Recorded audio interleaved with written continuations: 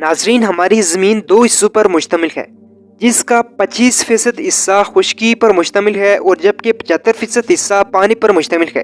زمین کے 25% حصے میں جنگلات، میدان، پہاڑ اور صحرا آتے ہیں، جبکہ اس کی برعکس پانی کا حصہ یعنی سمندر کی دنیا اس سے کہیں زیادہ بڑی ہے۔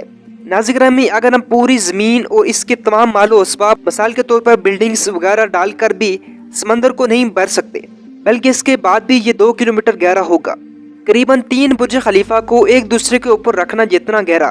ناظرین گرامی، یہ زمین کی پر اسرار ترین دنیا ہے، جس کا صرف 5% حصہ دریافت کیا جا سکا ہے، باقی 95% کسی نے نہیں دیکھا۔ انسان کسی بھی سمندر میں 100 میٹر کی گہرائی تک جا سکتا ہے، بلکہ مناسب آلات سے لیس نہ ہو تو یہاں تک جانا بھی اس کے لیے خطرناک ہو سکتا ہے۔ ناظرین گرامی، 11 کلومیٹر گہرے سمندر میں صرف ابتدائی 100 میٹر ہی ایسا سمندر کہا جا سکتا ہے جسے انسان نے کسی حد تک دیکھ رکھا ہے۔ اگر ہم سمندر کے 500 میٹر کی بات کریں تو اس حصے میں سب سے زیادہ بلیو ویل کا سب سے زیادہ گہرا غوطہ ہے۔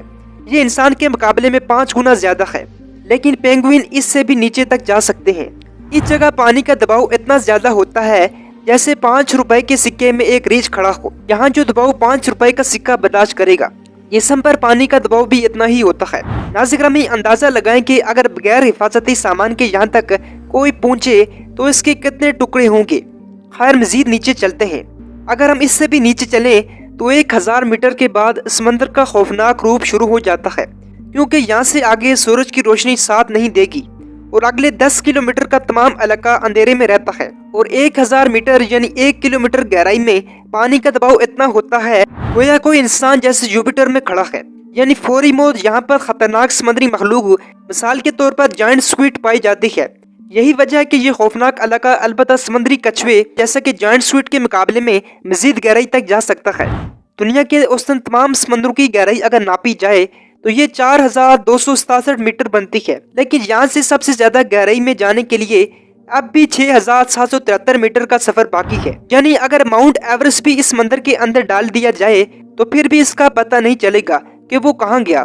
ناظرین گرامی، اگر ہم زمین کی گہرائی کی بات کریں، ابھی تک انسان سمندر میں 11022 میٹر تک جا چکا ہے۔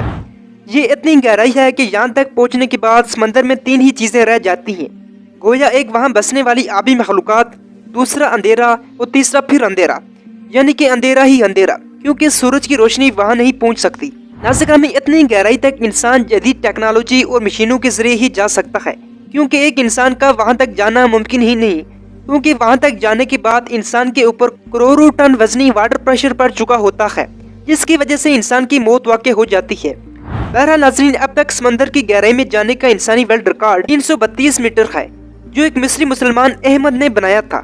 ناظرین گرامی، آج کے جدید دور میں آکسیجن ٹینک سمیت جسم کو پوری طرح حفاظت میں رکھ کر بھی انسان صرف 332 میٹر سے زیادہ گہرائی تک نہیں جا سکتا، تو پھر 1400 سال پہلے کون جو 6000 میٹر گہرائی میں جا کر مکمل اندھیرا دیکھ کر آیا تھا؟ اور یہ بات قرآن میں لکھی ہے۔ قرآن مجید کی سورۃ النور میں اللہ تعالیٰ کا ارشاد ہے، یا پھر ان کی مثال ایسی ہے جیسے کسی گہرے سمندر میں پھیلے ہوئے اندھیرے کی، کہ سمندر کو ایک موج نے ڈانپ رکھا ہے، جس کے اوپر ایک اور موج ہے، اور اس کے اوپر بادل، عرض اوپر تلے اندھیرا ہی اندھیرا۔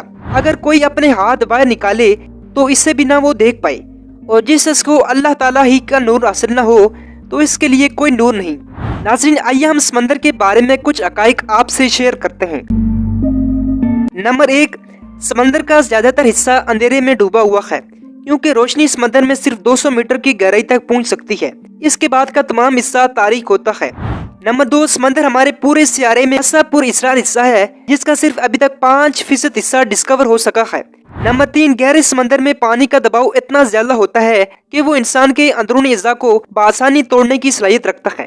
نمبر 4، بہت زیادہ گہرائی میں ڈوب جانے والی چیزوں کو پانی کے دباؤ کی وجہ سے نکالنا تقریباً ناممکن ہوتا ہے، جیسا کہ ٹائٹینک جہاز کو 100 سال بعد بھی نکالا نہیں جا سکا۔ نمبر 5، دنیا کے زیادہ تر سمندر آبی حیات سے بھرپور ہیں، جن میں سمندری جانور، پودے اور مرجان شامل ہیں۔ نمبر 6، سمندر ہزاروں جراثیموں اور وائرس کا ایک گھر ہے۔ ان جراثیموں کی بنیادی وجہ خود انسان ہے۔ سائنسدانوں کا کہنا تھا کہ ایک اندازے کے مطابق سمندر میں 8 ملین ٹن کچرا پایا جاتا ہے، جو کہ انسانوں نے پھینکا ہے۔ نمبر 7، اگر سمندری لہروں میں پیدا ہونے والی بجلی کا صرف 0.1% حصہ استعمال کریں تو ہم اتنی بجلی پیدا کر سکتے ہیں جو کہ پوری دنیا کی بجلی کی طلب سے بھی 5 گنا زیادہ ہے۔ اور نمبر 8، دنیا بھر کے سمندری پانی میں تقریباً 20 ملین ٹن سونا پایا جاتا ہے، لیکن اب تک اس کو حاصل کرنے کا طریقہ دریافت نہیں کیا گیا۔ ناظرین کرام، امید کرتا ہوں آپ کو اس چھوٹی سی ویڈیو میں سمندر کی دنیا کے بارے میں بہت کچھ جاننے کو ملا ہوگا۔ اگر آپ ہمارے چینل پہ نہیں تو ہمارے چینل کو سبسکرائب کیجئے۔ تب تک کے لیے اجازت دیجیے، اللہ حافظ۔